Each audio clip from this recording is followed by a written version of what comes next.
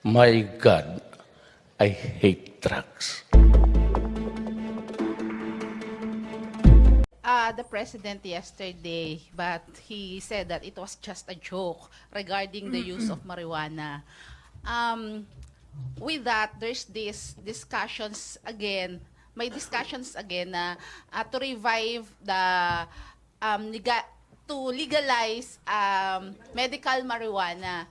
So, is the PALA supporting this move by some lawmakers if ever to revive and if ever legalize the use? Well, the president has already made a statement on that prior. He said, for purposes of medicine to heal, he's in favor, but not for use other than that. Now, with respect to the joke, you cannot deprive any person, not because he's the president, to crack jokes.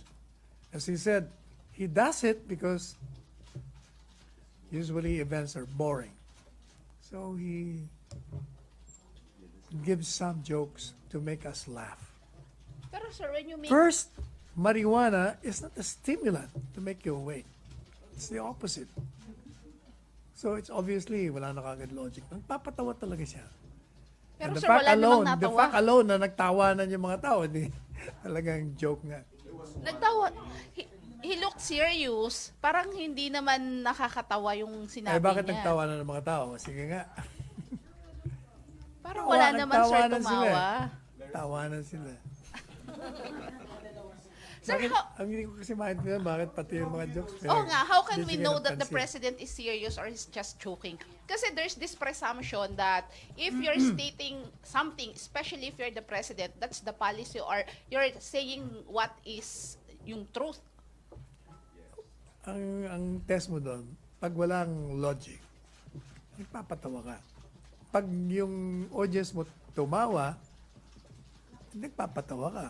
Pero kung makita mo reaction ng tao, sumimangot, they will feel offended, ibig sabihin, hindi nagjo-joke yun. Pero like kami, hindi naman kami tumawa. Siguro hindi nyo nakuha ang joke. Oh, Celerina, okay na. Joseph, still on the truth about the joke? Okay. Celerina, okay. Joseph, on the... Sir, sundot lang dun before we leave the topic. No? How's But of that? course, the president, he said naman yesterday that he's joking, and then it's his right, whatever, no? But he's the president. Somehow, his words carry weight, no? And the question becomes, how do we know if the president is telling us the truth I already or not anymore? responded to that. If there's no logic.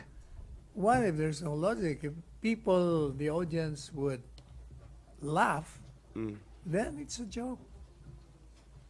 Alam naman natin kung ano joke at hindi. Pero sir, wala tayong nakikita na problem na that is the president. Wala. He should be a little more maybe careful with the words. Every now and then lang ang joke niya, ikaw naman. Okay. Sir, position ng Palas sa medicinal, nasagot niyo na ba yan? Yung sa, why do you think there are people here that need medical marijuana? There have been researches. In fact, in some countries, legalize ang marijuana. O yun, you pointed out Canada. In fact, in some states in the US, ginagamit talaga yun. Pero siyempre, controlled yun, regulated. And you're for that, controlled, no? The president is for that. Nagbigay na siya ng mensahe dyan pa.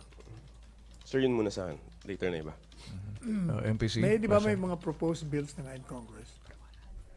Okay. Chona, about the issue of marijuana or other matters? Sir, si Presidente ba nag-try talaga ng marijuana ever? Never in his life. Papala. Sir, sorry. Did you ask him? Celerina, excuse me, may follow-up yata si Chona. Okay na. So, did you ask him if he ever took marijuana? Did you not hear Senator Soto said? He asked him. But you? I don't have to ask him kasi we've been together for 30 years. Never. But he's 72, 74. Even then, he never. Otherwise, maikikwento niya yon kasi napapag-usapan namin din. How about you, sir? Did you use marijuana? I don't need it. If the marijuana makes you high, I'm always high. Celerina, okay na. We will go back to Chona. Chona, okay na? Naitanong na, no? Okay, Julie. Sir, okay. If we're saying that we should be able to distinguish whenever the president makes a joke and when it's not a joke, we should also remember that children are also watching him who may not be intellectually, capable of distinguishing which is a joke and which is are not. And So don't you incapable also of understanding yeah, but whether still, it's a joke or not. Yeah, but So still, if they're incapable of understanding it, so there's no harm. Hindi nila naiintindihan eh. but there is harm, sir, in saying that the president takes marijuana and the children might take it seriously. Una-una, yung mga bata hindi naman nanonood sa mga speeches ng mga presidente. They might watch the news, sir. I think we're dwelling on this joke thing more than we should. Hindi importante. Let's talk more seriously about serious things, not jokes. So Yeah, Terms. Good afternoon, sir. Good afternoon. Sir, pwedeng malaman ko ano agenda ng cabinet meeting mamaya. Wala pa sa akin eh.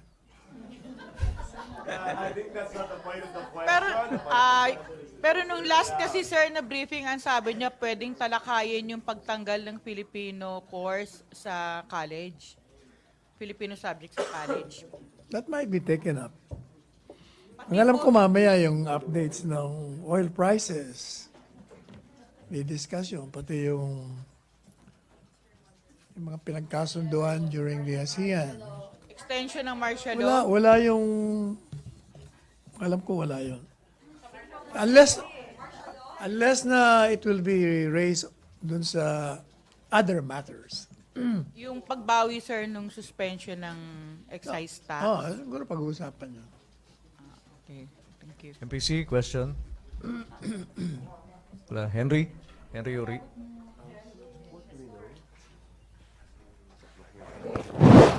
Wala si Joseph.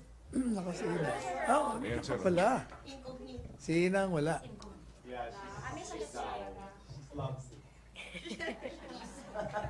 Secretary, magandang hapon. Henry, please. Nagkausap na ba kayo ni Secretary Dominguez, Secretary Pernia, any of the member of the economic team tungkol po sa excise tax kung itutuloy ba yung implementation o hindi? Mamaya magkakausap kami sa cabinet meeting. So hindi pa ho kayo nagkakausap. Ano ang tsansa na ito ay masuspindi o ituloy? 50-50, 60-40? Ano pong tsansa? Malalaman natin mamaya when we meet. I-discuss pa yan. So hindi pa ho kayo talaga nagkausap, maski Hindi pa. kailan? Wala pa. Okay. Okay. Thank you, Henry. Nestor. So mamaya sigurado na hong didesisyonan ito. Most likely. Most likely. We'll let you know immediately. All right. Thank you, sir. Nestor. Good morning, hello. Morning, Secretary. Morning. Good afternoon. Afternoon. Good afternoon. Talaga, oh. Defense Secretary Lorenzana said this morning that he was not inclined to recommend to the President the declaration of a unilateral holiday truce with the communist rebels because they will use this to reinforce their group. What's the palace take on this, sir? Mamaya di-discuss namin yan. Yeah, so what's the position of the palace on the recommendation The of... position is we will discuss it. There will be discussion necessarily for any recommendation by any member of the cabinet. Do you see any advantage, sir, on the part of the government if there's a truce or walang truce? There should be permanent truce. There should be no bloodshed as far as the government is concerned.